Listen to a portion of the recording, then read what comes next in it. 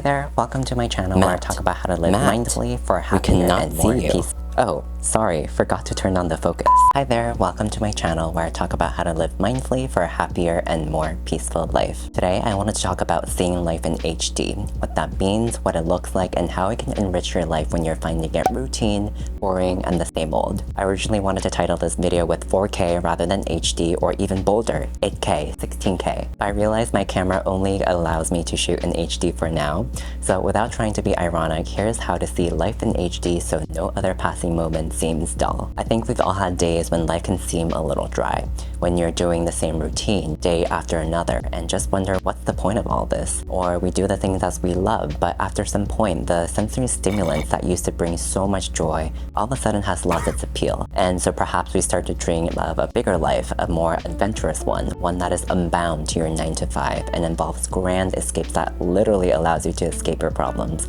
possibly even your loved ones. But all that grandiose plan is not necessary to live a quality life that we cannot deny the beauty of, and it all comes down to reframing our views of what is worthy of our times or not. To give you a little background about why I want to discuss this topic, I wanted to bring us back to the pandemic when it hit in 2020, and all of a sudden it seemed like the bright and exciting life ahead of us disappeared overnight. From being able to go to dinners to be in a room full of elbowing strangers or jet-setting around the world, we became confined to the spaces that we called our homes.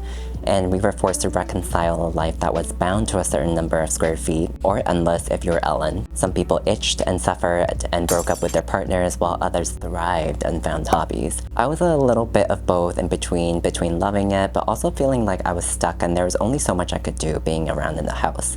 So eventually, after my friends kept telling me to just do it, I went on walks. And at that time, I lived close to the West Side Highway by Midtown in New York, where there was a waterfront parkway by the Hudson River.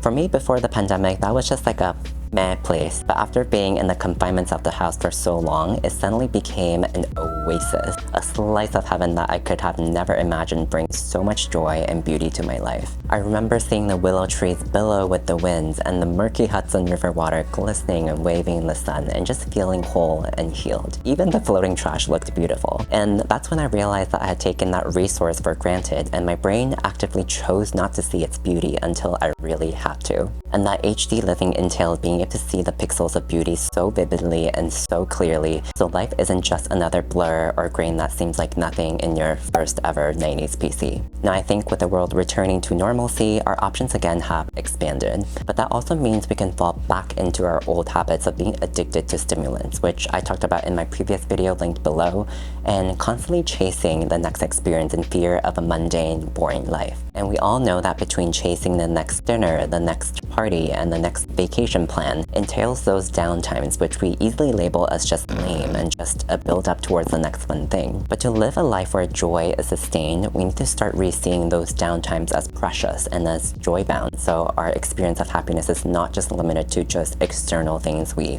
look forward to. Which is why seeing life in HD is so important, since it allows us not to dim the everyday reality in front of us only in favor of prized experiences, and helps us find the reasons to celebrate living and be present for the wonders that this life has given us. It allows us to access that joy no matter where we are and helps rid our addictions to the endless hamster wheel of happiness. So without further ado, here are the ways we can see our life in HD so we no longer need to throw on the filters to see the wonders in front of us. The first step is to acknowledge that beauty is all around us. And yes, even the ugliest things that we usually scoff at. This is an important assumption to really start embodying if we're seeking that consistent joy in our day-to-day lives. Too many times we extend the concept of beauty only to a subjective set of values and standards that are often narrow and very limiting, like facial beauty standards, which artworks are more museum-worthy, to even which situation in our lives deserves to be remembered. The result of this limited view of beauty makes it a rarity, a scarce resource like diamonds that comes at the cost of discriminating all the other forms of beauty that are right in front of us. It builds our tunnel vision mindset, where we are constantly focusing only on the shiny prizes that we think will bring us joy,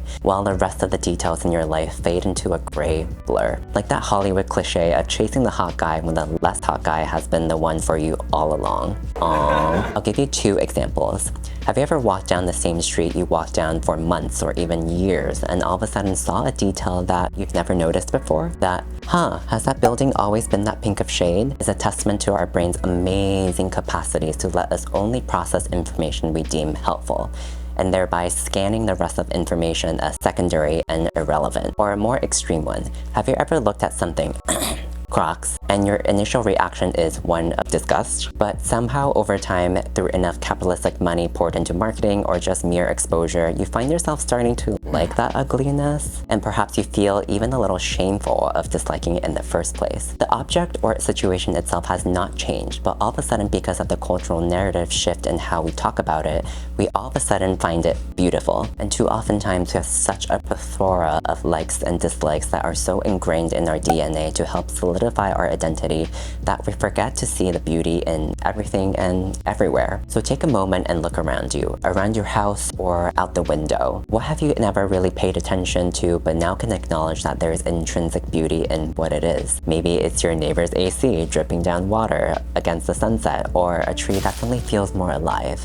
Anything is fair game. That abundance of finding beauty in your surroundings is the first step to rewiring our strongly opinionated view of what beauty looks like around us so we can live that vivid HD life. Now that we've established that beauty is everywhere and accessible anytime, the second step is to observe the details and see how they change. When we're trained in our cultural narrative to find joy mostly through the grand hallmark events in our lives, it's easy to forget to slow down and smell the roses, as they say. Roses are just roses at a flower shop, and your friendship with your friend is just that same friendship you've had for years. Duh. We forget the transient beauty in the life cycle of all things and the little details that makes it so special in the first place. We forget that roses are not just prime at its bloom, but it's also enduring with each individual petal, and even when it's wilting. Or forget that the time you did something so silly with a friend but somehow that marked a pivotal moment in your friendship. Those details that we can start noticing more of are all the building blocks of the HD life. The pixels that grow stronger in color the more you focus on them. In college, I took a photo class, and one of the first assignments was to study how light changes the same subject through time. And me, of course, being lazy, chose to capture a church that was just around the corner of my apartment. As you can see here, the church itself is mostly the same. If you dismiss that nerd side of you that's saying, no, the material is always deteriorating, but the way the sun illuminates it gives the subject a different aura and a way of experiencing it in this world. When the sun is brighter, we see much more clearly the texture of the building, the angularity of the structure.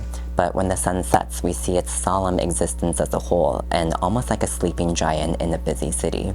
The details in the sense are what makes each thing, each experience, each interaction in our lives whole and complete. And labeling them with blanket statements of worthy or not worthy dismisses altogether the essence that it took to make that thing or experience possible. So again, thought starter. Find an object or even a memory with someone, extra bonus if it's with an enemy of yours, and pay attention to the small nuances that you don't usually hone in on.